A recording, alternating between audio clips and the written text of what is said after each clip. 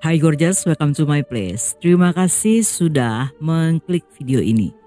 Nggak pakai lama, watch.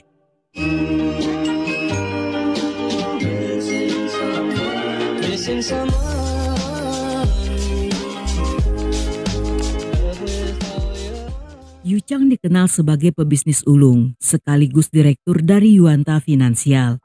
Dia mendirikan Yuanta Securities pada tahun 1980 yang berhasil menjadi salah satu perusahaan sekuritas terbesar di Taiwan dengan kekayaan melimpah ruah. Selain dalam bisnis keuangan, dia juga terlibat dalam bisnis real estate, hiburan, serta elektronik. Yu Chang memiliki koneksi yang sangat luas, termasuk juga para selebriti yang selalu berada di sekelilingnya. Sehingga tidak heran jika kehidupan rumah tangganya dipenuhi dengan prahara akibat suka berselingkuh dengan artis-artis incarannya. Setelah Yu Chang menceraikan istri pertamanya, sesaat setelah menduda, kehidupan asmaranya semakin bebas. Banyak wanita yang dikencaninya, terutama untuk kencan satu malam yang salah satunya bernama Jin Xiu. Keduanya bertemu di bar milik wanita itu, yang beberapa kali pernah dikunjungi oleh Yu Chang.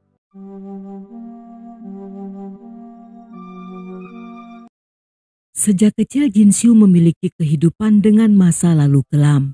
Dia dilahirkan dalam keluarga miskin yang saat memasuki usia remaja mencari nafkah dengan menjual biskuit. Pekerjaan tersebut tidak bertahan lama karena sesaat setelah memasuki usia 18 tahun, Jin Xiu pun mulai bergabung dalam kehidupan dunia gemerlap dengan menjadi seorang wanita penghibur. Sejak melayani pria hidung polkadot, baginya terasa lebih mudah untuk mendapatkan uang. Hanya cukup berdandan, tersenyum sambil memberi kerlingan manja, siapapun dijamin akan bertekuk lutut. Karena hal ini pun, Jin Xiu dikenal sebagai ani-ani sukses yang dijuluki bunga terkenal dari negeri anggur. Setelah menjadi kaya, dia pun menjalankan bisnis dengan membuka klub, bar, serta bisnis-bisnis lainnya. Dengan kemampuan komunikasi luar biasa, Jin Xiu berhasil menarik banyak tokoh papan atas untuk datang ke klub miliknya, yang di sanalah wanita itu berkenalan dengan para kalangan atas. Beberapa tahun sebelumnya, Jin Xiu pernah menikah yang dalam waktu singkat berakhir dengan perceraian. Namun sayangnya, setelah perceraian tersebut, Jin Xiu belum pernah menikah lagi karena walaupun ada banyak pria yang naksir, namun mereka merasa insecure untuk mendekatinya. Hingga satu waktu ketika dia dan Yu Chang bertemu, di malam itu juga setelah pesta berlangsung, keduanya berakhir di sebuah kamar hotel. Dan sepanjang malam menghabiskan waktu dengan melakukan happy ending yang tidak terlupakan. Perkenalan tersebut berhasil dengan sukses karena tidak lama setelahnya Jin Xiu mendapati dirinya hamil. Sehingga wanita itu pun mulai berharap untuk dinikahi sang ayah gula agar hidupnya lebih bahagia. Namun Yu Chang tidak mau bertanggung jawab dengan alasan hubungan mereka hanya sebatas om suka om bungkus. Saat itu Yu Chang yang telah memiliki 5 orang putri dari 4 ibu yang berbeda-beda sudah tidak ingin lagi bercinta-cintaan selain hanya menikmati isi di dalam celana para wanita. Tetapi pria gemoy itu pada akhirnya menarik semua ucapan busuknya ketika Jin Xiu memberitahu jika dia melahirkan seorang anak laki-laki yang diberi nama Zongrui. Seketika Yu Chang merasa senang karena memiliki seorang putra merupakan impiannya sejak dulu. Selain karena seorang putra dianggap sangat berharga, kelak dialah yang akan menjadi penerus perusahaan. Dan pada akhirnya dia pun menikahi Jin Xiu sebagai satu-satunya wanita yang telah melahirkan seorang pewaris dalam keluarga mereka.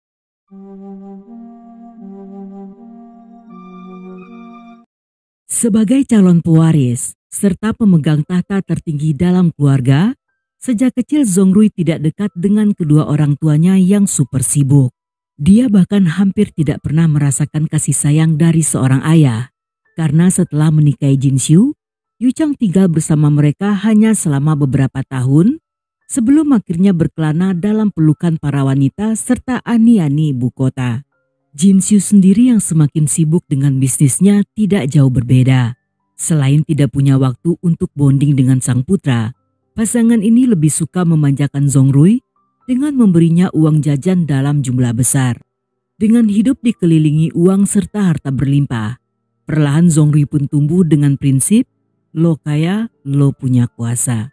Setamat SMA, Zongrui pun kuliah ke luar negeri, yang permintaan tersebut dikabulkan oleh ibunya.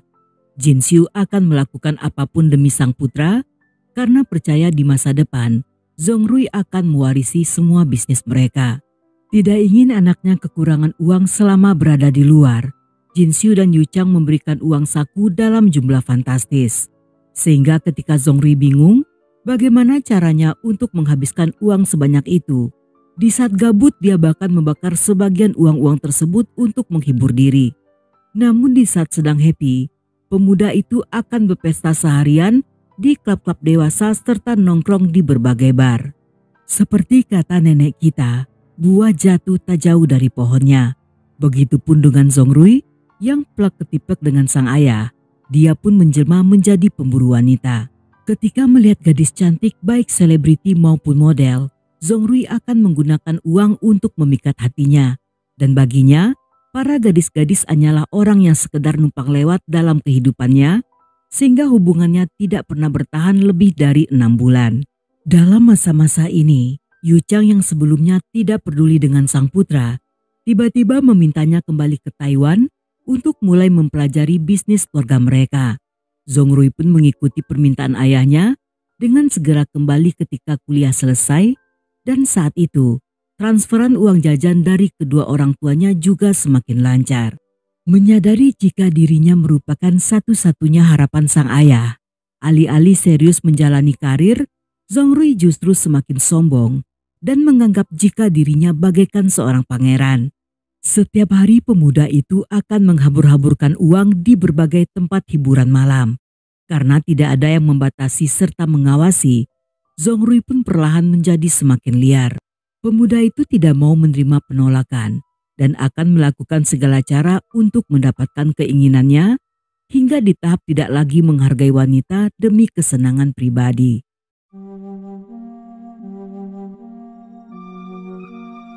Dengan memanfaatkan latar belakangnya, Zongrui berhasil memikat banyak wanita. Beberapa di antara mereka mengira jika pemuda itu memiliki karakter baik, menyenangkan dan mudah bergaul. Namun di balik semua itu, tidak satupun yang menyadari bahwa di balik sikap ramahnya tersimpan niat busuk. Saat sedang minum dan berpesta, dia akan membuat gadis incarannya menjadi sangat mabuk dan berpura-pura akan mengantar pulang sebelum akhirnya dibawa pergi. Jika sang gadis tidak mabuk, Zongrui menawarkan diri untuk mengantar pulang yang di tengah perjalanan. Dia memberi gadis itu minuman yang sebelumnya telah dicampur obat bius sehingga akan mudah baginya untuk dibungkus ke kamarnya. Sesampainya di kamar, dia akan memperkaos si gadis sambil memvideokan serta memotret semua adegan untuk dipamerkan pada teman-temannya. Dan di masa depan, rekaman tersebut juga akan digunakan untuk mengancam korban yang tidak akan bisa melapor karena Zongrui juga memanfaatkan koneksi serta kuasa keluarganya untuk membungkam para korban tersebut. Dari banyaknya korban, ada yang sejak awal hingga akhir proses terjadi masih dalam keadaan pingsan. Jika ada yang terbangun di tengah proses, untuk sejenak Zongrui akan menghentikan aksinya hingga korban kembali tertidur dan dia pun kembali melanjutkan perbuatannya. Selain dari kedua jenis korban tersebut, ada beberapa korban yang mengetahui saat mereka tengah digarap oleh pemuda itu. Tetapi karena dalam kondisi lemah dan mabuk, mereka pun membiarkan perbuatannya tanpa bisa melawan. Pada satu waktu di pertengahan tahun 2012, saat Zongrui sedang kencan bersama seorang gadis sebut saja bernama Ana, secara tidak sengaja, Ana menemukan sebuah folder dengan ukuran besar di komputer pemuda itu. Tanpa pikir panjang dia pun membuka folder tersebut dan kaget saat melihat kumpulan video serta foto-foto yang memperlihatkan Zongrui dengan berbagai wanita dan sedang melakukan happy ending.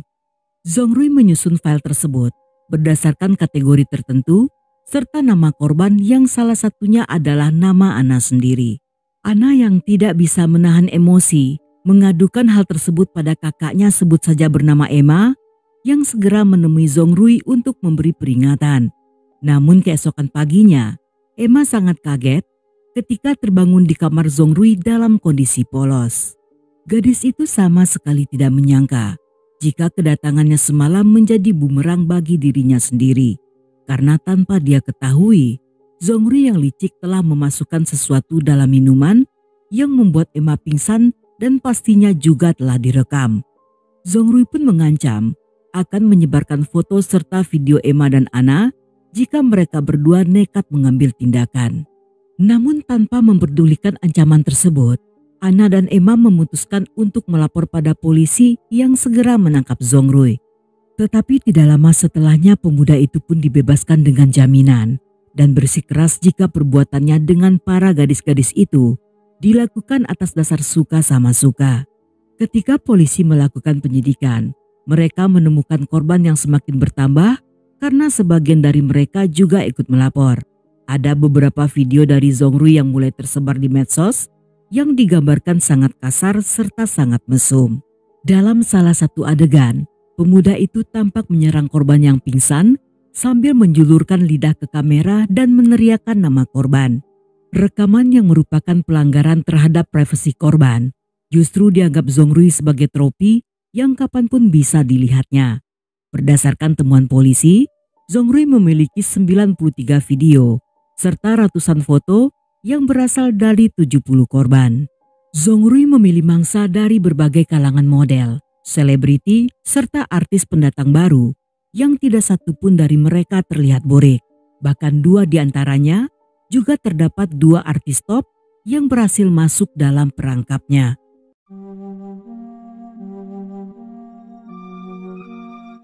Yasin dikenal sebagai seorang artis serta model yang memilih image cantik serta seksi. Selain sering tampil sebagai host, karirnya juga sedang menanjak karena perannya dalam beberapa drama. Zhongru dan Yasin pertama kalinya bertemu di tahun 2008 yang membuat hati pemuda itu bergetar bagaikan genderang perang. Sebagai playboy papan atas, dia tentu saja tidak ingin melewatkan kesempatan untuk mendekati sang artis yang dengan segala cara berhasil menaklukkan Yasin jatuh dalam pelukannya. Asmaranya dengan Yasin merupakan satu-satunya hubungan yang pernah diakui secara publik oleh pemuda itu.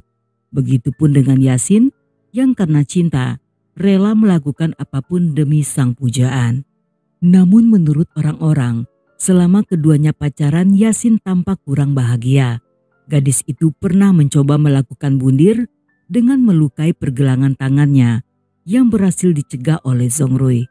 Ketika hubungan mereka semakin beracun, serta Yasin yang sering mendapatkan KDRT, gadis itu pun memilih untuk mundur dan mereka pun berpisah secara baik-baik. Tetapi yang tidak diketahuinya, bahwa selama mereka melakukan happy ending, Zhongru juga melakukan hal yang sama seperti yang terjadi pada gadis-gadis lainnya. Ketika skandal tersebut muncul ke publik, Yasin yang berasal dari keluarga biasa saja tentunya tidak punya pilihan lain selain mundur untuk sementara waktu dari dunia hiburan. Walaupun setahun setelahnya mencoba kembali eksis, tetapi sayangnya Yasin tidak berhasil untuk meraih pamornya seperti dulu. Dan pada akhirnya, gadis itu pun memilih mundur dan alih profesi sebagai seorang pebisnis.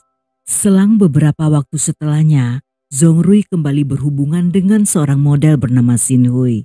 Gadis dengan tinggi 175 cm ini memasuki dunia hiburan bukan untuk mencari nafkah, tetapi hanya untuk bersenang-senang karena Xinhui merupakan putri dari pasangan kaya. Ayahnya seorang host TV terkenal dan ibunya memiliki banyak koneksi di industri hiburan. Berbeda dengan Yasin, Xinhui sangat pintar dalam menangani gosip-gosip media. Gadis itu berhasil membersihkan namanya dan menikah dengan keluarga kaya. Seolah tidak terpengaruh dengan berita-berita miring, hingga saat ini Xinhui menjalani kehidupan yang sama dan dia dianggap beruntung karena bisa menjalani kehidupan yang lebih baik daripada korban lainnya. Korban berikutnya seorang model asal Singapura bernama Li Fei yang menjadi sasaran Zhongru saat gadis itu sedang bekerja di Taiwan. Sejak skandal tersebut muncul, Li Fei yang saat itu telah menikah secara perlahan mulai meninggalkan industri hiburan. Dia memilih tinggal di rumah dan hidup tenang sambil membesarkan anak-anaknya bersama suaminya yang juga seorang aktor Taiwan bernama Zhang Han. Keduanya bertemu di tahun 2016 dan setelah menikah, wanita itu lebih sering memposting konten keluarganya di medsos.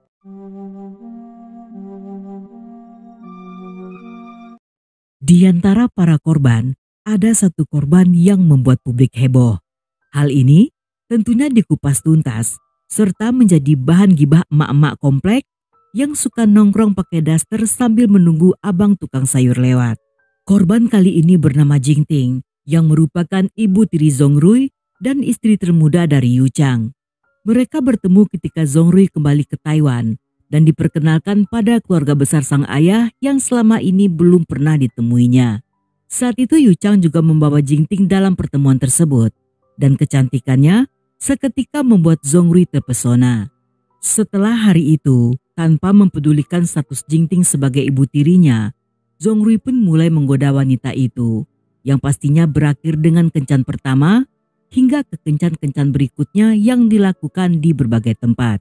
Jingting sendiri sangat pintar menyembunyikan hubungan rahasia mereka. Hingga pada satu waktu, dengan menangis dia mengaku pada Yu Chang jika telah berselingkuh dan sedang hamil anak dari Zongrui. Namun alih-alih memarahinya, Yu Chang justru melindungi sang putra. Dia pun meminta Jingting untuk tutup mulut serta melenyapkan sang calon bayi. Yu Chang yang mengira jika semuanya telah berakhir, tentunya menjadi syok ketika semua terbongkar akibat koleksi video sang putra yang ditemukan oleh polisi, yang dalam waktu singkat, skandal tingkat tinggi tersebut menjadi konsumsi publik yang menyebut keluarganya sebagai keluarga tidak bermoral.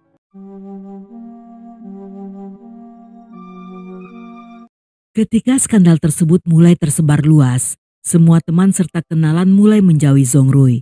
Walaupun membantah telah memaksa para gadis melakukan happy ending, tetapi tidak satupun yang mau mempercayainya. Dan saat polisi mengeluarkan surat perintah penahanan, pemuda itu telah kabur entah kemana. Dalam masa-masa ini, orang tuanya mengalami banyak tekanan sosial, sehingga melalui media, mereka pun meminta Zongrui untuk menyerah. Dan atas desakan ayahnya, tepat 23 hari sejak pelariannya, Zongrui menyerahkan diri dan mendatangi kantor polisi dengan ditemani oleh pengacaranya. Selama dalam pelarian, Zongrui bersembunyi di rumah seorang teman bernama Meilan yang berada di daerah Taichung. Meilan, seorang single mom berusia 47 tahun yang memiliki 3 orang anak yang telah dewasa. Mereka saling mengenal sejak 3 tahun sebelumnya dalam beberapa kesempatan serta di sebuah acara makan malam. Walaupun keduanya hanya berteman, namun tampaknya Meilan memiliki hubungan khusus dengan keluarga Yu Chang sehingga banyak orang yang curiga jika wanita itu merupakan orang suruhan Yu Chang yang bertugas menjaga putranya selama dalam pelarian. Dalam persidangan yang dilakukan setahun setelahnya, walaupun mengaku bersalah, namun Zongrui tidak menunjukkan penyesalan. Dia juga sangat kesal ketika ada banyak akun palsu bermunculan di internet yang memakai namanya dengan menyebarkan video-video tersebut. Ketika mengetahui keluarganya sering diperas oleh orang-orang tidak dikenal, hal ini membuat pemuda itu menangis. Namun menurut para netizen, apa yang dilakukannya lebih kejam karena telah menghancurkan hidup dari puluhan wanita. Pada persidangan penutup, Zongrui divonis hukuman penjara selama 39 tahun. Dan Meilan yang dianggap melindungi pelaku mendapatkan vonis 6 bulan penjara. Karena hukuman Meilan bisa diganti dengan membayar uang jaminan, wanita itu pun membayarnya dan kembali ke Taichung. Hingga bertahun-tahun setelahnya, Zongrui pun mengajukan banding yang berhasil merubah vonisnya menjadi 29 tahun penjara. Selain itu, dia juga diwajibkan membayar kompensasi pada keluarga korban dengan jumlah masing-masing sebanyak 100 juta. Selama berada di penjara, kehidupan Zongrui masih sangat nyaman. Jinxiu seringkali mengunjungi sang putra untuk mengantar segepok uang, yang membuatnya masih bisa menikmati makanan enak serta mendapat perlakuan khusus dari napi lainnya. Banyak di antara para napi yang menyukai pemuda royal ini, bahkan mereka akan melindungi di saat Zongrui diintimidasi oleh napi-napi lainnya. Penjara tersebut memiliki sebuah program yang mengatur agar para napi memiliki kegiatan atau pekerjaan. Namun Zongrui yang saat itu ditugaskan bekerja di bengkel percetakan karena tidak suka kerja kasar serta tidak tahan mendengar suara berisik dari mesin tersebut. Tiba-tiba meminta bantuan pada ibunya yang berhasil memindahkannya ke bagian lain yang lebih mudah dan sesuai dengan keinginannya. Dan yang paling luar biasa, Zhongrui juga mendapat fasilitas untuk menonton pertandingan bola di TV sebagai hiburan setelah pulang bekerja.